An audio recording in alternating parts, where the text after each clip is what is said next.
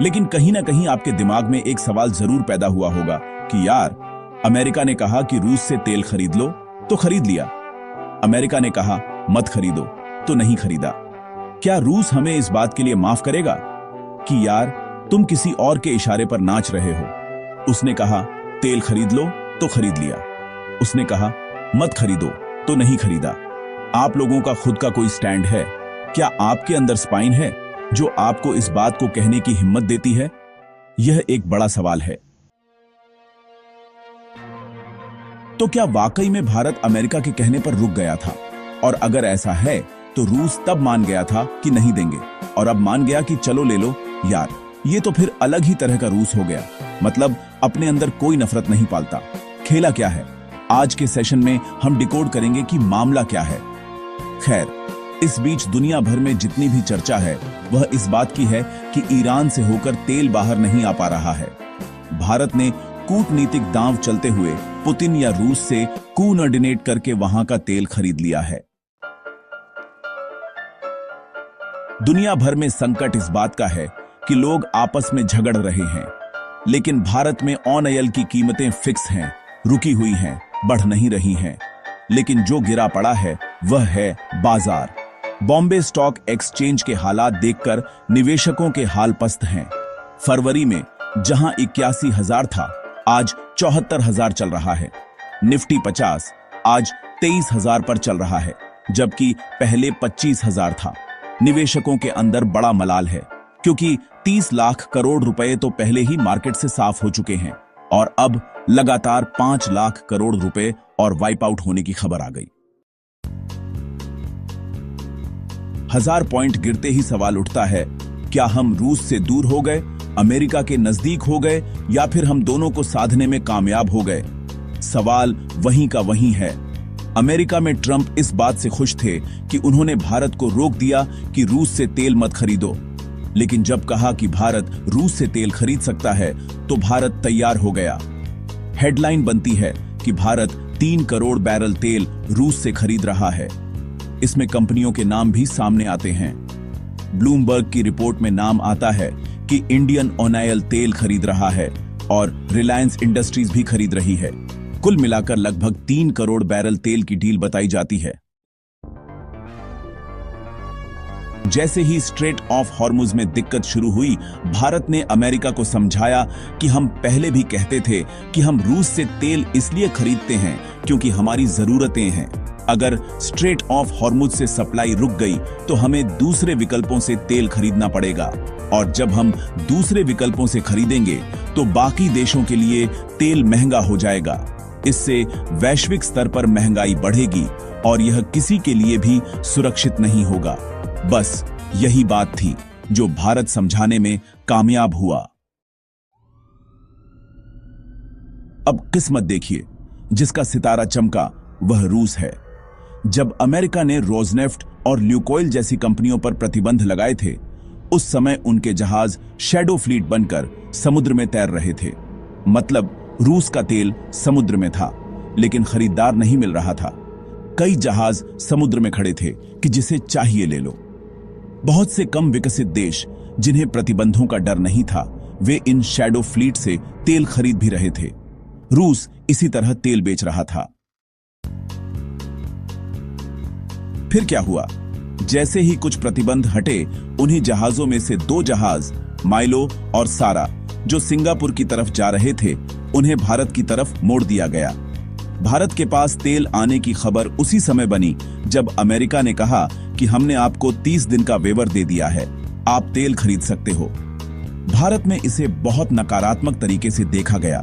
America के treasury secretary Scott Bessent ने कहा कि भारत एक अच्छा एक्टर है।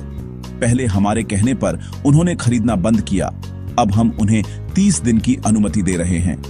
भारत में इस बयान की तीखी प्रतिक्रिया हुई। लोगों ने सवाल उठाया, अमेरिका होता कौन है हमें वेवर देने वाला? क्या भारत वाकई अमेरिकी प्रतिबंधों से बंधा हुआ था? नहीं। देखिए, अमेरिका ने कहा था कि अगर रूस से तेल खरीदोगे तो 25% टैरिफ लगेगा। यह जुलाई 2025 में लगाया गया था। लेकिन तकनीकी रूप से देखें तो उसके बाद भी भारत ने तेल खरीदना जारी रखा। फिर सवाल आता है कि फरवरी 2026 में ट्रेड डील हुई थी, तो क्या तब भारत ने खरीदना बंद कर दिया था? अंतर्राष्ट्रीय मीडिया कह रहा था कि भारत ने फरवरी में तेल खरीदना बंद कर दिया, लेकिन अब डेटा सामने आ गया है। Centre for research on energy and clean air यानी CREA के डेटा के अनुसार फरवरी 2026 में भी भारत रूस से तेल खरीदने वाला दूसरा सबसे बड़ा आयातक था। डेटा करीब 120 मिलियन बैरल के आसपास का है। जनवरी 2026 में भी भारत दूसरा सबसे बड़ा खरीदार था। दिसंबर 2025 में भी भारत दूसरा सबसे बड़ा आयातक था।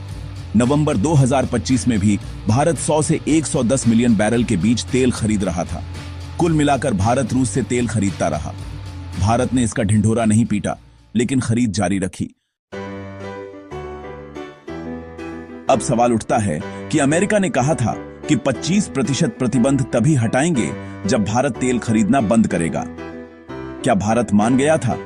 असल में भारत और अमेरिका के बीच कोई औपचारिक डील नहीं हुई थी, हैंडशेक सेरेमनी भी नहीं हुई थी, लेकिन उससे पहले ही अमेरिका ने खुद ही यह कहानी बना दी कि हमने भारत को वेवर दे दिया है। भारत तो पहले से ही यही कह रहा था कि हमें तेल खरीदने दो, वरना महंगाई बढ़ेगी। यह भारत की कूटनीति भी कह सकते हैं और वेट एंड वॉच की नीति भी। शायद भारत ने पहले ही अंदाजा लगा लिया था कि एक समय ऐसा आएगा जब रूस से तेल खरीदना जरूरी होगा। जैसे ही मौका मिला, भारत ने खुलकर घोषणा कर दी कि वह रूस से तेल खरीद रहा है। अमेरिका खुश है कि उसने अनुमति दी, लेकिन आंकड़े कुछ और कहानी बताते हैं। दुनिया भर में तेल की कीमतें बढ़ी। पाकिस्तान में वर्क फ्रॉम होम का ऐलान करना पड़ा। बांग्लादेश, नेपाल और कई देशों में तेल संकट है, लेकिन भारत में पेट्रोल और डीजल की कीमतें लंबे समय से स्थिर हैं। भारत दोनों स्थितियों को संतुलित करने में कामयाब रहा है। अब अमेरिकी अधिकारी भी कह रहे हैं कि भारत ने तेल खरीदकर वैश्विक कीमतों को नियंत्रित रखने में मदद की। रूस के राजदूत सर्गेई गौर ने भी कहा कि भारत एक अच्छा पार्टनर है जिसने तेल की कीमतों को स्थिर रखने में मदद की है। भारत हमेशा से यही कहता आया है कि हम रूस से तेल इसलिए नहीं खरीदते क्योंकि वह सस्ता है, बल्कि इसलिए खरीदते हैं ताकि वैश्विक बाजार में कीमतें स्थिर रहें, क्योंकि हम दुनिया के सबसे बड़े आयातकों में से एक हैं। अगर हम कहीं और से खरीदने लगेंगे तो बाकी देशों के लिए संकट पैदा हो जाएगा। और जब इजराइल ईरान संकट हुआ तो दुनिया को यह बात समझ में आ गई।